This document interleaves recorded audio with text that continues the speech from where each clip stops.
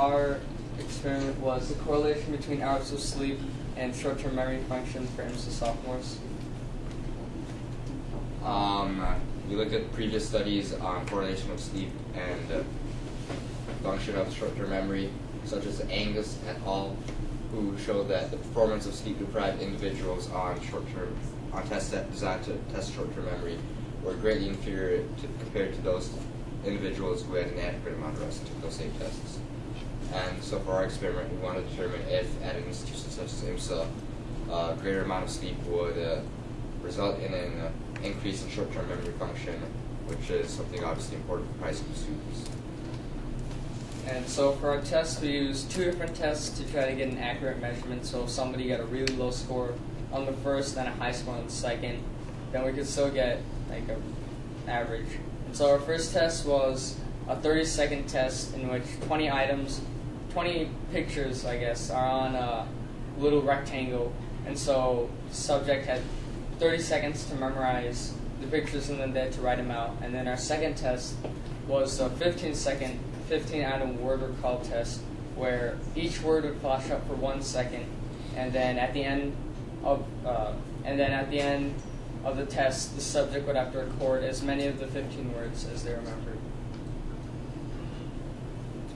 So then, for our data for the subject test, we recorded how many about sleep they had gotten the night before, and then we, formed a composite score using their scores on the picture test and scores on the 15-second word test, and then we performed a correlation analysis on these results. So here are our results of the correlation. As you can see, our R value was 0.356, and to find a critical value, our degrees of freedom was actually 48, but we had to change it to 50 because we couldn't find an actual critical value. So using our degrees of freedom of 50 and a p-value of 0.05, found the critical value to be 0.273. And then we also graphed the data. We didn't put a trend line just because we looked at what it was when we had a trend line, and it wasn't really representative of the data. But I guess one thing you can see is that the highest scores are from the highest amount of sleep. So we just, there's not that much to see. And so after running our correlation analysis, which you saw in Table 1, we received an R value of 0.356, and then this, which was greater than our critical value, which you saw in Table 2, meaning that we rejected the null hypothesis, and that there was a positive correlation between hours of sleep received and score on the short-term memory tests. And so our null hypothesis was there's no significant correlation between hours of sleep and short-term memory function in IMSA sophomores. So we rejected that, and there is a significant correlation.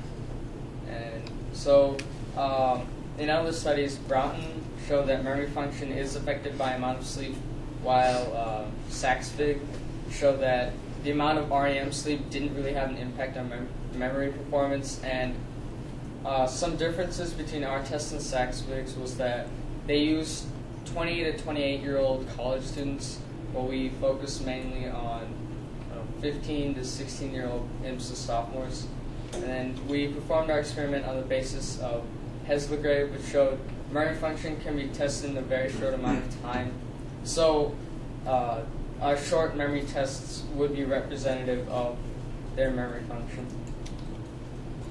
Furthermore, we concluded that from our data that the amount of sleep has a positive correlation with the short-term memory function in the IMSA sophomores using the test on sleep.